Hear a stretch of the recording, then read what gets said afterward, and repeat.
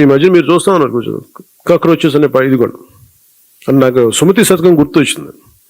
అంటే చాలా చిన్నగా కనిపించే క్రిమి కీటకాలు కూడా, చిన్న చీమలు కూడా ఒక బలవంతమైన సర్పాన్ని చంపేస్తాయి అన్నట్టుగా చిన్న చిన్న ఆలోచనలు ఇండివిజువల్ వ్యక్తులు వీళ్ళందరూ కూర్చొని మనకి సరైన దేశం తాలూకు గాఢతని కానీ తీవ్రతని కానీ దీని తాలూకు లోతుని అర్థం చేసుకోకపోతే చాలా డివిజివ్నెస్ యాటిట్యూడ్తో మాట్లాడి దేశం తాలూకు సమగ్రతని బలి చేసేయడానికి ఎప్పుడు శక్తులు సిద్ధంగా ఉంటాయి. కాక్రోచ్ జనతా పార్టీ దేశ సమగ్రతను బలి చేయడానికి సిద్ధంగా ఉంది. చలిచీమలన్నీ కలిపి ఒక పెద్ద పామును చంపేసినట్టుగా సుమతి శతకంలో చెప్పినట్టు అదే నీతిని అవలంబిస్తున్నాయి. ఆ కాక్రోచ్ జనతా పార్టీకి దేశ ప్రజలందరూ కూడా దూరంగా ఉండాలి, దానికి వ్యతిరేకంగా పోరాటం చేయడానికి జనసేన పార్టీ సిద్ధంగా ఉండాలి అంటూ జనసేన పార్టీ అధినేత పవన్ కళ్యాణ్ ఈరోజు ఢిల్లీ వేదికగా సేనా ప్రస్థానం అనేటువంటి మీటింగ్ ఏర్పాటు చేసి తన జనసేన పార్టీకి సంబంధించినటువంటి నాయకులకు, జనసేన పార్టీకి దిశానిర్దేశం చేశారు. చెగువేరా లాంటి వ్యక్తి యొక్క విప్లవ భావాలతో ఆయన భావాన్ని అందిపుచ్చుకుని ఈ దేశంలో యువత ముందుకు రావాలి, ప్రతిదాన్ని ప్రశ్నించాలి, ప్రశ్నించే గొంతుకులు అవ్వాలంటూ ఎంతో మందిని ఇన్స్పైర్ చేసినట్టుగా ప్రసంగాలు ఇచ్చినటువంటి పవన్ కళ్యాణ్ ఈరోజు ఏ యువత అయితే ప్రశ్నిస్తూ ఈ దేశంలో జరుగుతున్నటువంటి నీట్ ప్రశ్నాపత్ర లీకేజ్ కానీ, విద్యా వ్యవస్థలో ఉన్నటువంటి అవకతవకలు కానీ వీటన్నిటిని ప్రశ్నిస్తూ ప్రతి వ్యక్తికి జవాబుదారీతనం ఉండాలి. అదేవిధంగా ఒక ప్రైవేట్ సెక్టార్లో పనిచేసేటువంటి వ్యక్తి తప్పు చేస్తే ఆ వ్యక్తిని ఏ విధంగా తొలగిస్తారో, ప్రభుత్వంలో పనిచేస్తున్నటువంటి వ్యక్తులు కూడా తప్పు చేస్తే వారిని కూడా తొలగించాలి, జవాబుదారీతనం ఉండాలి. ఈ వ్యవస్థలన్నీ కూడా ప్రక్షాళన కావాలి, విద్యార్థుల భవిష్యత్తుతో ఆడుకోవడానికి వీల్లేదు, ఈ ప్రశ్నపత్రాల లీకేజ్ వల్ల అనేక మంది ఆత్మహత్యలు చేసుకుంటున్నారు, ఇటువంటి వ్యవస్థలో ప్రక్షాళన సాగాలి అంటూ పిలుపునిచ్చి ఒక జంజీ ఉద్యమంగా దేశంలో యువత అంతా కలిపి తమ గళాన్ని వినిపిస్తూ ఈ జరుగుతున్నటువంటి మోసాలని, అక్రమాలని ఎండగడుతూ తమ వాయిస్ వినిపిస్తుంటే వారికి వ్యతిరేకంగా పోరాడాలని చెప్పి జనసేన పార్టీకి పవన్ కళ్యాణ్ గారు పిలుపిస్తున్నారు. నిన్న మొన్న హైదరాబాద్లో కూడా చూసాం, ఎంతోమంది విద్యార్థులు, విద్యార్థి నాయకులు, విద్యార్థుల తల్లిదండ్రులు, నిరుద్యోగులు, సంఘ సంస్కర్తలు, తెలంగాణ వాదులు ఎంతోమంది ఇది ఒక అన్యాయాన్ని ప్రశ్నించేటువంటి ఈ యువత గొంతుకు సపోర్ట్గా నిలబడాలని చెప్పి అందరూ ముందుకు వస్తుంటే జనసేన పార్టీ అని స్థాపించి ప్రశ్నించాలని చెప్పేసి, ప్రశ్నిస్తామని చెప్పి నినాదంతో ముందుకు వచ్చినటువంటి పవన్ కళ్యాణ్ ఈరోజు తమకు జరిగిన అన్యాయాన్ని ప్రశ్నిస్తున్నటువంటి యువతను అడ్డుకోవడానికి చూస్తున్నారు. ఎంత దారుణం అండి ఇది. పార్టీకి దిశానిర్దేశం చేయటం ఆ కాక్రోచ్ జనతా పార్టీకి వ్యతిరేకంగా పోరాడాలని. వాళ్ళు ఏమైనా దేశద్రోహులా? ప్రశ్నించే వాళ్ళు ఈ దేశంలో దేశద్రోహులా?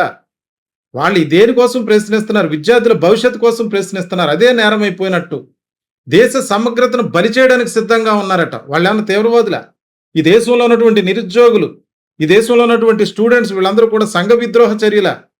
ఏం పాపం చేశారని చెప్పి ఈరోజు కాక్రోచ్ జనతా పార్టీపై ఎంత విషం చిమ్ముతున్నారో అర్థం కావట్లేదు. అంటే భవిష్యత్తులో ఎవరైనా కాక్రోచ్ జనతా పార్టీకి సపోర్ట్గా వెళితే వాళ్ళని కొట్టడమో, తిట్టడమో, చంపేయటమో, లేదంటే జైల్లో వేయటమో ఏదో జరుగుతుంది అన్నమాట. అయితే అంటే భావ ప్రకటన స్వేచ్ఛకు సంబంధించినటువంటి అంశాలను పూర్తిగా తొంగలో తొక్కుతూ, రాజ్యాంగం ఇచ్చినటువంటి హక్కులను పూర్తిగా తొంగలో తొక్కుతూ ఈ రకమైనటువంటి ప్రకటనలు ఒక ఉప ముఖ్యమంత్రి హోదాలో ఉండి ఒక పెద్ద రాజకీయ పార్టీని నడిపిస్తున్నటువంటి వ్యక్తే చేస్తుంటే ఇక రేపు ప్రొద్దుట కాక్రోచ్ జనతా పార్టీకి సపోర్ట్గా వెళుతున్నటువంటి యువత యొక్క పరిస్థితి ఏంటి అంటే, చాలా మంది ఎవరైనా ఇది ప్రశ్నిస్తే బాగుండు, ఈ ప్రశ్నపత్రాలు లీకేజ్పై ప్రశ్నిస్తే బాగుండు, అరే సమాజంలో ఈ తప్పు జరుగుతుంది కదా దీన్ని ప్రశ్నిస్తే బాగుండు అనుకున్న సమయంలో చెగువేరా స్ఫూర్తితో రాజకీయ పార్టీలోకి వచ్చినటువంటి పవన్ కళ్యాణ్ గారు, లెఫ్ట్ పార్టీ భావజాలంతో వచ్చి కమ్యూనిస్ట్ పార్టీలతో కలిసి నడిచినటువంటి పవన్ కళ్యాణ్ గారు ఆయన మీటింగుల్లో చూస్తే ఆయన చూసి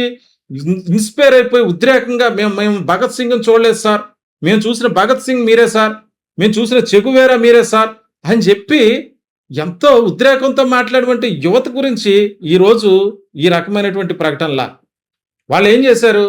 అంబేద్కర్ ఫోటో పెట్టుకుని ఒక కాన్స్టిట్యూషనల్ రైట్ అంటూ మాట్లాడటమే వాళ్ళు చేసిన తప్ప, లేదా భగత్ సింగ్ ఫోటో పెట్టుకుని ఇన్కిలాబ్ జిందాబాద్ అంటమే వాళ్ళు చేసిన తప్ప, ఏమి భగత్ సింగ్ ఈ దేశంలో పుట్టినటువంటి వ్యక్తి కదా, అంబేద్కర్ ఈ దేశానికి దిక్సూచి చేసినటువంటి వ్యక్తి కదా, అంటే వాళ్ళు పోరాటం చేసే విధానం దేని మీద పోరాటం చేస్తున్నారు? ఒక ప్రత్యేక రాష్ట్రం కావాలంటున్నారా? లేకపోతే మేము అధికారంలోకి రావాలంటారా? లేకపోతే ఈవీఎంల వల్ల మీరందరూ కూడా మీరు అధికారంలోకి వచ్చారు. అటువంటి వ్యవస్థని మీరు రద్దు చేయాలని చెప్పేసి ఏమైనా పోరాటం చేస్తున్నారా? రాజకీయ పార్టీల తరపున ఏమైనా నిలబడి పోరాటం చేస్తున్నారా? ఎవరిని వ్యక్తిగతంగా విమర్శించట్లేదే.